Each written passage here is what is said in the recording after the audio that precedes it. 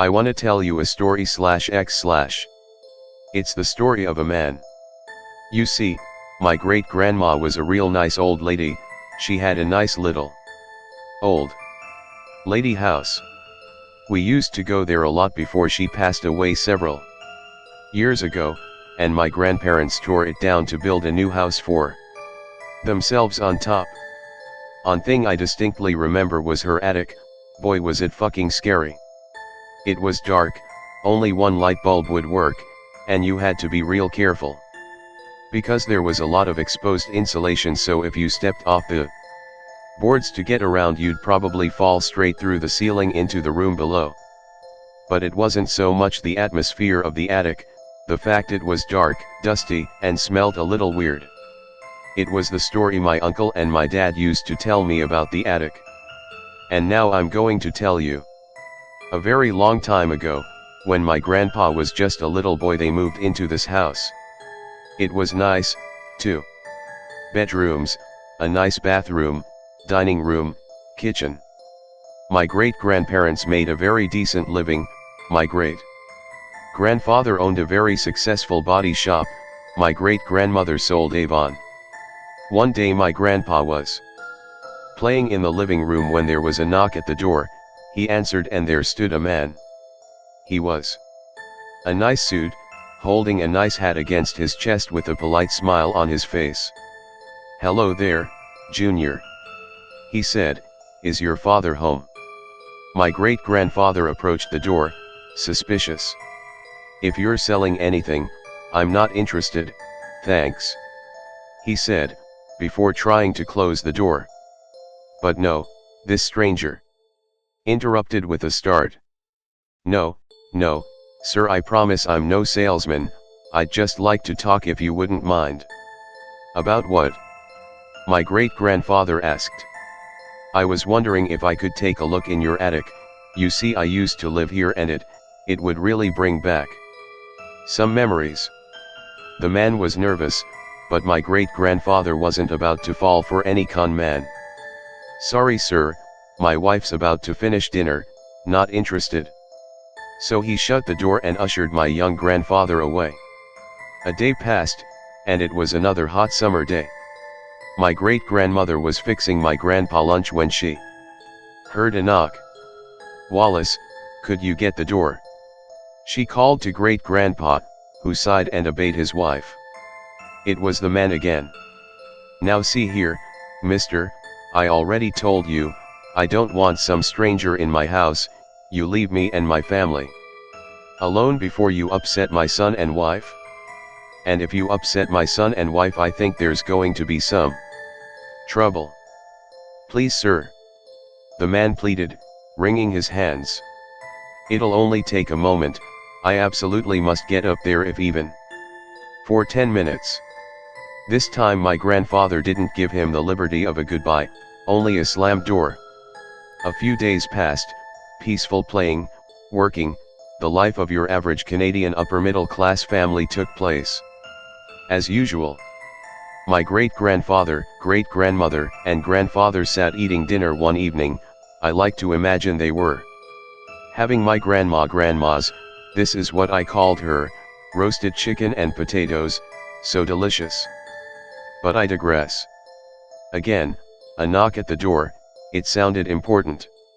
I swear if it's that son of a bitch asking to get in our attic again, I'll be tuning his clock, but good. My great-grandpa muttered, getting up. "Wallace, please, nothing in front of little Jim," my great-grandmother cried. It was the man, again. He was not, however, alone. He was with another man who looked similar. "Now sir, before you chase us away, please understand we're brothers and we absolutely must speak with you," he said before my great-grandfather could curse him out, up and down. "Spit it out then, man. Now you've gone and interrupted my supper after a long day's work, and this had better be," my grandfather threatened.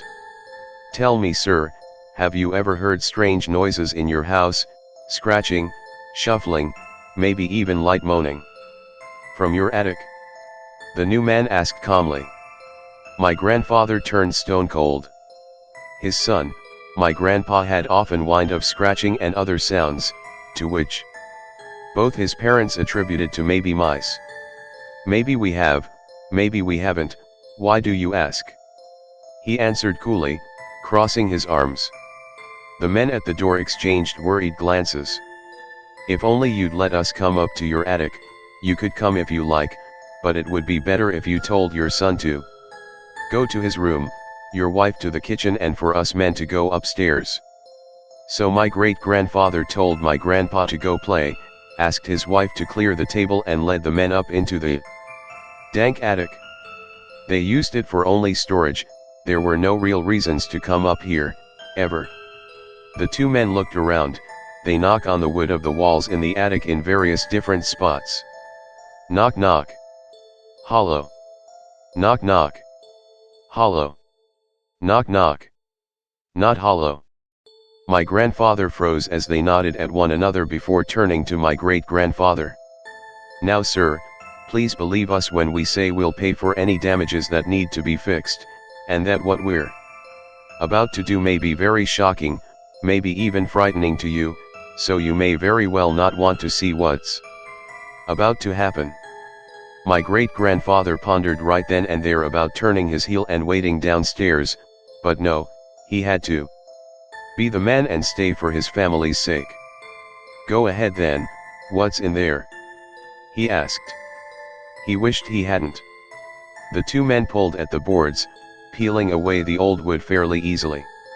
My great-grandfather felt vicious bile build in his stomach and throat. The smell, oh God, the smell. His body was frail and gnarled, his skin was a ghostly white, his bared teeth yellow as freshly boiled sweet corn. His eyes were open, glazed over and staring. The pupils were milky, he was blind. The white were barely that. Instead they were bloodshot to a point that was almost unbelievable. His fingernails resembles long, brown talons. Horror filled my great-grandfather as the two men bowed their heads. It's him, said one. The other only sighed and covered his nose with his sleeve. This thing, this remnant of a once living man was dead, but freshly. That was when my great-grandfather had reached his boiling point. Now you had both better explain to me right now just what in God's name is going on here. Is this some sort of sick joke? I ought to blow the brains out of both of you where you stand. He bellowed. Sam, go get the blankets from the car, 3 explain.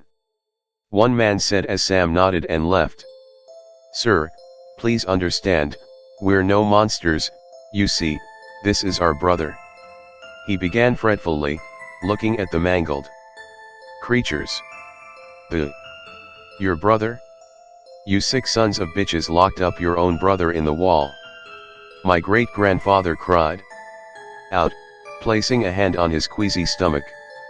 Never, sir, never, said the man. My father just passed, we never even knew this poor boy existed out whole entire lives, my other brother and I. Now it would seem our brother here was born with some sort of mental retardation, something that my father and mother couldn't handle as parents, so they chose to do the unthinkable, rather than face the public with their shame. He explained, motioning for the shell of a man. Mind you, this story takes place in a time when something like a mental defect was seen as a terribly embarrassing thing. My grandfather held his head, he looked at the dead man in the attic, then back to the stranger. Get this thing out of my house, send someone over to patch up your mess, and then never, ever come near my family again, you hear me? He ordered. You can rely on that, sir. We had not wanted to bother you in the first place, but we couldn't sleep at night knowing some poor family was stuck with him living up in your walls, you see. He probably was sucking the moisture from the ceiling and eaten bugs and mold, I would think. It's amazing he could have survived. My grandfather solemnly said nothing. He only watched as Sam returned and the two men bundled their strange, demented and dead brother, leaving with a courteous thank you followed by a repairman and a generous fruit Basket a day later. When my grandmother asked what had happened, my grandfather could not bear telling her. Rats, he said. Just rats.